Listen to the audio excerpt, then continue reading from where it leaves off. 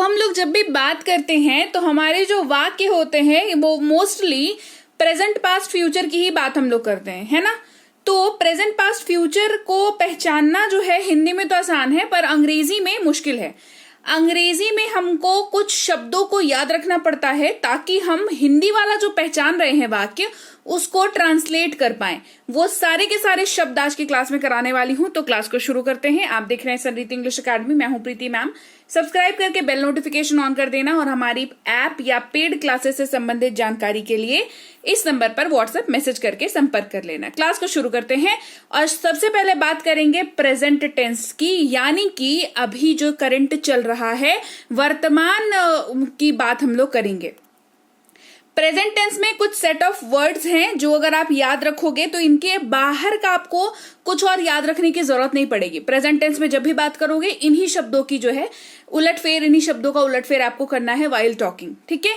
पहला शब्द है करना या करो की जब आप बात करते हैं तो हम इस्तेमाल करेंगे डू की, DO डू, ठीक है। सबसे पहले आज की क्लास का ना मुद्दा समझ लो, प्रेजेंट पास्ट और फ्यूचर के सारे वर्ड्स करा दूंगी और इन वर्ड्स को करने के बाद ना ही सिर्फ वर्ड्स कराऊंगी, इनका एप्लीकेशन भी बताऊंगी, साथ ही क्या नियम है, क्या लिमिटेशंस है ये भी बताऊंगी। और इसको करने के बाद आपको कोई भी तरह की दिक्कत नहीं आएगी वाक्यों को ट्रांसलेट करने में, ठीक है। तो जब कुछ करना या करो जैसे वाक्यों का ट्रांसलेशन अगर आप कर रहे हैं तो आपको डू वर्ड का यूज करना है। डू वर्ड दो तरीकों से यूज हो जाएगा, पहला तो नॉर्मल स्टेटमेंट्स में, दूसरा ये सवाल बहुत अच्छा बन जाते हैं। सवाल जब आप करोगे तो आपके हिंदी वाक्य में क्या ता हूं या क्या ते है ऐसा आपको दिखेगा। तो समझ लो इसका ट्रांसलेशन जो होगा वो डू का इस्तेमाल करके होगा। डू का रूल है कुछ या कह लो लिमिटेशंस है जिसके बाहर डू जो है इस्तेमाल आप नहीं कर सकते हैं। वो क्या है, डू का इस्तेमाल आई, यू, वी और दे के साथ ही होता है, यानी कि वाक्य जो है वो I do, we do, you do, they do इस तरीके से दिखेगा। सवाल होंगे तो सब्जेक्ट जो है वो पहले आ जाएगा, बाद में चला जाएगा, ठीक है। कैसे इस्तेमाल करते हैं दोनों ही तरीका बता देती हूं। मैं अपना काम करता हूं कहेंगे आई डू माई वर्क, है ना। अगला सवाल के तरीके से देख लो, क्या मैं जाता हूं, डू आई गो, क्या मैं जाता हूं, डू आई गो। अब यहां पर आई है ना, इसके जगह पे यू, वी, दे हो सकता है तो डू इस्तेमाल हो जाएगा। अगेन यहां पर आई है ना, यहां पर भी यू, वी, दे कुछ भी हो सकता है तो इस्तेमाल डू जो है वो आगे हो जाएगा। लेकिन क्या हो अगर आई, यू, वी, दे ना हो तो क्या करेंगे, तो क्या ट्रांसलेट नहीं कर पाएंगे? जवाब है नहीं, ऐसा नहीं है। आप ट्रांसलेट कर पाएंगे क्योंकि आपको तब तक पता रहेगा कि एक और शब्द है जो बचे हुए सब्जेक्ट्स हैं उनके साथ काम आता है और वो भी सेम चीज को इंगित करता है, सेम चीज को बताता है, ठीक है। क्या करना, कुछ काम को करना, तो वाक्य में दिखता है करता है ऐसे करके। वाक्य अगर सवाल पूछना हो तो क्या ता है और क्या ती है, ये ता है और ती है ना, करता और करती से आया हुआ है, ठीक है, राइट। वर्ड क्या है, वर्ड है डज, किसके साथ इस्तेमाल होगा, ही, शी, इट और किसी भी नाम के साथ, मेरे नाम के साथ, तुम्हारे नाम के साथ, हम सबके नाम के साथ ये इस्तेमाल हो जाएगा। कैसे इस्तेमाल होगा वो देख लो। क्या वह पढ़ाई करता है, डज ही स्टडी। अब यहां पर डज के साथ ही है, मैंने एग्जाम्पल में ही लिया है, आप शी, इट या कोई सा भी नाम ले सकते हो, ठीक है। तो ये डज जो है चला जाएगा, काम कर जाएगा। वह अपना गृह कार्य करता है, ही डज हिज होमवर्क। तो यहां पर ही के साथ डज का इस्तेमाल हो रहा है, ही के जगह पर यहां पर she does her homework. It के साथ भी इस्तेमाल हो जाएगा और कोई नाम होगा तो नाम के साथ भी इस्तेमाल हो जाएगा, ठीक है। ये हमने बात करी जब कुछ करने की बात हो रही है।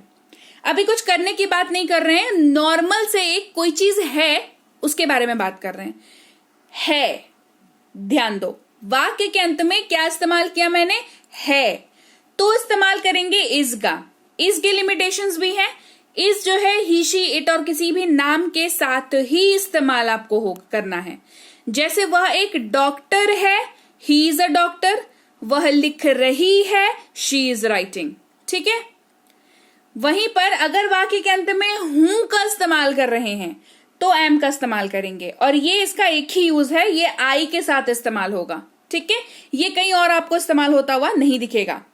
मैं एक शिक्षक हूं, आई एम अ टीचर। मैं दौड़ रहा हूं, आई एम रनिंग। वहीं पर अगर वाक्य के अंत में आप हैं का इस्तेमाल कर रहे हैं, हम जा रहे हैं, है ना, हम लोग खेल रहे हैं, इस तरीके के वाक्य, तो आप अंग्रेजी में आर का यूज करेंगे आप, ठीक है। यू, वी और दे के साथ ही आर का यूज होता है, याद रखिएगा। फिलहाल हम लोग प्रेजेंट टेंस की बात कर रहे हैं, पास्ट और फ्यूचर में आगे बताऊंगी। वे लोग शिक्षक हैं, दे आर टीचर्स। आप इंतजार कर रहे हैं, यू आर वेटिंग, ठीक है। अब प्रेजेंट की ही बात करेंगे, लेकिन दो ऐसे शब्द बताऊंगी जो आपको 4 तरीके से इस्तेमाल होते हुए दिखेंगे, है ना। सबसे पहला इस्तेमाल जो है, जब आप अपने वाक्य में कुछ बात कर रहे हो और बात में डायरेक्ट या इनडायरेक्ट कोई चीज आपके पास है, इसके बारे में बात हो रही है, पास है। तो सबसे पहली चीज जो आपको समझना है वो ये है कि ये यहां पर इसके ट्रांसलेशन में हैव शब्द का इस्तेमाल होने वाला है। और हैव का इस्तेमाल इस पर्टिकुलर वाक्य में कैसे हो रहा है, मेन वर्ब के जैसे हो रहा है। हैव को इस्तेमाल करने का कुछ नियम है, दैट इज कि हैव IUV के साथ इस्तेमाल होता है। इसके अलावा हैव हेल्पिंग वर्ब के तौर पर भी वाक्यों में इस्तेमाल होता हुआ दिखेगा। कैसे, चलिए देखते हैं। आपने कहा मेरे पास एक बुक है, तो पास है साफ साफ लिखा हुआ है वाक्य में, कहेंगे आई हैव अ बुक। अब यहां पर आई के साथ हैव का इस्तेमाल किया, यूवी दे तीनों यहां पर हो सकता है, ठीक है। आप पढ़ाई कर चुके हैं, ऐसा सा अगर वाक्य है तो यहां पर हैव जो है वो हेल्पिंग वर्ब के तौर पर है, क्योंकि हैव का यहां पर पास है, मतलब तो नहीं बन रहा। सीधे सीधे ट्रांसलेट करें तो भी कुछ मतलब आपको नहीं दिखेगा, लेकिन हैव इस वाक्य में होना जरूर चाहिए, नहीं तो ये वाक्य बनेगा ही नहीं, ठीक है। तो ये होगा you have studied. Again you है यहां पर, तो IUV दे कुछ भी हो सकता है। अब हमारे पास बचा क्या, ही, शी, इट और कोई भी नाम बचा। तो सेम एग्जाम्पल्स अगर हम लोग लें, लेकिन हमारा वाक्य की शुरुआत ही, शी, इट नेम के साथ हो, तो हमारे पास है शब्द हैज। अगेन इसका मतलब होता है पास है, जब आप ये मेन वर्ब के तौर पर यूज कर रहे हैं, समझ जाइएगा। और इसके अलावा हेल्पिंग वर्ब के तौर पर भी ये यूज होता है। उसने पढ़ाई कर ली है, ही हैज स्टडीड, ये हेल्पिंग वर्ब के तौर पर इस्तेमाल हो रहा है। उनके पास एक कार है, ही हैज अ कार, है ना। यहां पर ये मेन वर्ब के तौर पर इस्तेमाल हो रहा है, क्योंकि पास है को दिखा रहा है। अगेन यहाँ इन दोनों ही एग्जाम्पल्स में ही है, आप इसके जगह पर शी, इट या किसी भी नाम का इस्तेमाल भी कर सकते हैं वाक्य के हिसाब से, ठीक है। चलो, अब इसके अलावा हैव बीन भी आपको इस्तेमाल होता हुआ दिखेगा प्रेजेंट में, जब आप अपने वाक्य में ता रहा हूं या ते रहे हैं का इस्तेमाल कर रहे हो। हैव क्योंकि यूज हो रहा है, तो IUV दे के साथ ही इस्तेमाल होगा। मैं खाता रहा हूं, आई हैव बीन ईटिंग। हम अंग्रेजी बोलते रहे हैं, we have been speaking English. वहीं पर अगर ता रहा है, ते रहे हैं, ती रही है इस्तेमाल हो रहा है, और ही, शी, इट नेम है, तो हैज बीन का यूज होगा। वह खाता रहा है, he has been eating. Mohan काम करता रहा है, मोहन हैज बीन ईटिंग, ठीक है। ये बात हो गई खत्म प्रेजेंट की, प्रेजेंट के सारे वर्ड्स को करा दिया, ठीक है। पास्ट की अब अपन बात करते हैं।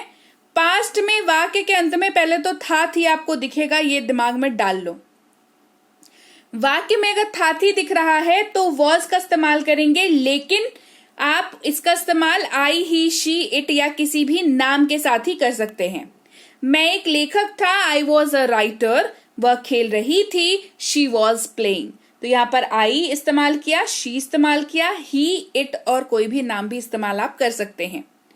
अगर वहीं पर थे इस्तेमाल हो रहा है तो अंग्रेजी में वर का इस्तेमाल होगा, क्योंकि सब्जेक्ट्स हमने छोड़े कौन से वॉज में, यू, वी और दे छोड़े थे, है ना। ये तीनों वॉज के साथ इस्तेमाल नहीं होगा। इनके लिए एक शब्द अपने को चाहिए, वो शब्द है वर। हम खेल रहे थे, वी वर प्लेइंग। आप ठीक कह रहे थे, यू वर राइट। वहीं पर कोई काम जो है वो पास्ट में हम बात कर रहे हैं कि किया, तो डिड का इस्तेमाल करेंगे। और इसका इस्तेमाल सवाल पूछने के लिए भी कर सकते हैं, क्या था, क्या थे, क्या थी। अगर आप इस्तेमाल कर रहे हैं तो डिड का इस्तेमाल होगा इंग्लिश ट्रांसलेशन में। डिड की एक अच्छी बात क्या है, जो अभी तक जो भी मैंने वर्ड्स कराए उन सब में से किसी में भी आपको नहीं मिला था, वो ये है कि डिड का इस्तेमाल आप सबके साथ कर सकते हैं। इसके लिए आपको अलग से रूल याद रखने की जरूरत नहीं है। आपने अच्छा किया, यू डिड वेल। क्या आप जाते थे? Did you go? वहीं पर अगर पास्ट में पास था आपको कुछ कहना है तो आप हैड का यूज करेंगे, और याद रखेंगे ये इस्तेमाल मेन वर्ब का तौर पर हो रहा है। इसके अलावा हेल्पिंग वर्ब के तौर पर भी हैड इस्तेमाल होता है। हैड की अगेन एक बहुत अच्छी बात है कि हैड सबके साथ इस्तेमाल हो जाता है। उनके पास एक कार था, दे हैड अ कार, वह पढ़ाई कर चुका था, ही हैड स्टडीड। यहां पर दे ही इस्तेमाल किया, आप इसकी जगह पर कुछ भी यूज कर सकते हो क्योंकि हैड की कोई लिमिटेशंस नहीं है, वो सबके साथ इस्तेमाल हो जाता है। और सेम है आपका हैड बीन, जब वाक्य में ता रहा था, ती रही थी, ते रहे थे इस्तेमाल कर रहे हो, और इनमें से किसी के भी साथ आप इसका इस्तेमाल कर सकते हो। वह खाना बनाती रही थी, शी हैड बीन कुकिंग, मैं क्रिकेट खेलता रहा था, आई हैड बीन प्लेइंग। ठीक है, यहां पर बात खत्म हुई हमारी पास्ट टेंस की। अब हम बात करेंगे फ्यूचर टेंस की। पास्ट के भी सारे शब्द मैंने आपको करा दिए, फ्यूचर की मैं बात कर रही हूं। फ्यूचर में एक सबसे बेहतरीन, जो सबसे पहला सबसे शुरुआती शब्द है वो है विल, WILL, विल। ये सबके साथ इस्तेमाल होता है, ये सबसे अच्छी बात है इसकी। ये कब इस्तेमाल होगा? जब आप वाक्य के अंत में ऊंगा, एंगे, एगी, एगा इस्तेमाल कर रहे हो। अजीब लग रहा है, ऐसा इस्तेमाल कहाँ करते हैं हम लोग वाक्यों में? अजीब करते हैं। मैं जाऊंगा, वे जाएंगे, वह आएगी, वह आएगा। दिखा इस्तेमाल, देखिए। वह जाएगा, ही विल गो, वे हंसेंगे, दे विल लाफ। ठीक है, अब बहुत किसी का कंफ्यूजन होता है कि मैम फ्यूचर में शैल का यूज भी तो करते हैं। देखो, शैल का इस्तेमाल भी ना गा, गे, गी के जगह पर ही होता है, लेकिन अभी क्या हुआ है ना कि मॉडर्न इंग्लिश जो हम लोग पढ़ रहे हैं उसमें बेसिक स्पोकन इंग्लिश जो हम लोग रोजमर्रा की जिंदगी में इस्तेमाल करते हैं, वहां पर शैल का इस्तेमाल उतना नहीं किया जाता है। ठीक है, और ये एडवांस इंग्लिश में आप अगर जब जाओगे, जब एडवांस क्लासेस करोगे, पढ़ोगे, तो वहां पर थोड़े बहुत यूजेज आपको फिर भी दिख जाएंगे, बट अभी के लिए जो आप सीख रहे हो उसमें व्यवहारिक तौर पर इसका यूज अब जो है, इस्तेमाल जो है वो नहीं होता है, ना के बराबर ही होता है। ठीक है, नहीं ही होता है इनफैक्ट। चलो आगे बढ़ते हैं। वहीं पर अगर आप अपने वाक्य में रहा हूंगा, रही होगी, रहे होगे, रहा होगा, इस तरीके के शब्दों का इस्तेमाल करते हो तो इंग्लिश में विल के साथ बी का इस्तेमाल करना जरूरी है। ठीक है, और ये भी सबके साथ इस्तेमाल होता है। याद रखना, विल जिसके साथ भी लगेगा, चाहे मर्जी किसी के साथ भी लगे, पर प्रॉपर्टीज वो अपनी ही लेकर के आएगा। यानी कि विल कहता है कि मेरे साथ बी की मर्जी है, बी आ जाओ, हैव की मर्जी है, हैव आ जाओ, लेकिन मैं तो भाई सबका दोस्त हूं, सबके साथ इस्तेमाल होता हूं, तो मैं, तुम रहो या ना रहो, मैं सबके साथ इस्तेमाल होऊंगा। ठीक है, हमने देखा विल सबके साथ इस्तेमाल हो रहा है, विल बी भी सबके साथ इस्तेमाल होगा, और विल हैव भी अगेन सबके साथ इस्तेमाल होगा। मैं पढ़ रहा हूंगा, आई विल बी स्टडिंग, हम खेल रहे होंगे, वी विल बी प्लेइंग। ठीक है, अब है अगला विल हैव। ये ना दो तरीके से दिखेगा, होगा या रखूंगा। अगर वाक्य में इस्तेमाल कर रहे हैं तो विल हैव का यूज करेंगे। अगेन सेम लॉजिक यहां पर भी है, विल सबके साथ इस्तेमाल होता है तो विल हैव भी सबके साथ इस्तेमाल किया जाएगा। आप पढ़ाई कर चुके होंगे, यू विल हैव स्टडीड, मेरे पास एक कार होगी, I will have a car. Clear? तो लीजिए, प्रेजेंट में जितने वर्ड्स यूज होते हैं इंग्लिश ट्रांसलेशन के आपको करने के लिए, पास्ट में जितने वर्ड यूज होते हैं, फ्यूचर में जितने वर्ड यूज होते हैं, ये सारे मैंने आपको एक ही क्लास में करा दिया है ना। ऐसे ही अगर मैं बात करूं तो इसको मैं 3 क्लासेस में भी करा सकती थी, पर मैंने सोचा कि कहाँ 3 क्लास करने का पेशेंस है आप में, एक ही क्लास में खत्म करा देती हूँ। जब कराया जा सकता है, आसानी से बताया जा सकता है, तो क्यों ना एक ही क्लास में करा दूं। ढेर सारी नॉलेज बहुत ही कम समय में और बहुत ही सटीक तरीके से, ट्रिकी तरीके से आपके तक पहुंचा देती हूँ। तो क्लास अगर आपको अच्छी लगी है, आप अग्री करते हैं इस चीज से, तो सब्सक्राइब कर लो। आप देख रहे हैं समृद्धि इंग्लिश एकेडमी, मैं हूं प्रीति मैम। कमेंट करके मुझे बताओ क्लास कैसी लगी, अच्छी लगी है, क्लास को लाइक और शेयर कर देना। और ये कुछ कोर्सेज हैं, बेसिक से pro, spoken English, English writing, English grammar, English reading, और ये ई बुक्स हैं। ये सब कुछ आपको हमारी ऐप समृद्धि इंग्लिश एकेडमी पर मिलता है। डाउनलोड और इंस्टॉल इसको गूगल प्ले स्टोर से आप कर सकते हैं। ये ई बुक्स, यहाँ पर आपको इस ऐप के अंदर फ्री क्लासेस मिलती हैं, ई बुक्स मिलती हैं, साथ ही पेड क्लासेस भी अवेलेबल हैं। कोई दिक्कत हो या किसी प्रकार की जानकारी चाहिए हो तो इस नंबर पर व्हाट्सएप करके आप हमारी कोर्स से संबंधित, ई बुक से संबंधित, फ्री क्लासेस से संबंधित या हमारे व्हाट्सएप ग्रुप को ज्वाइन करने से संबंधित जानकारी प्राप्त कर सकते हैं। इसके अलावा ई बुक्स हमारी इस वेबसाइट पर भी अवेलेबल हैं। ई बुक का मतलब क्लियर समझ लो, पीडीएफ वाली किताबें होती हैं, इनको आपको डाउनलोड करना होता है। व्हाट्सएप का ग्रुप हमारा, टेलीग्राम का चैनल हमारा ज्वाइन करके रख लीजिए ताकि रोज जो है क्लासेस जो है वहां पर आए और आपको पता लगे और आप अपने घर के कंफर्ट से बैठ करके क्लासेस को कर सको। मैं आपसे मिलूंगी आपकी अगली क्लास में, यानी कि कल। Till then, thank you so much for watching. Stay tuned to Sanriti English academy.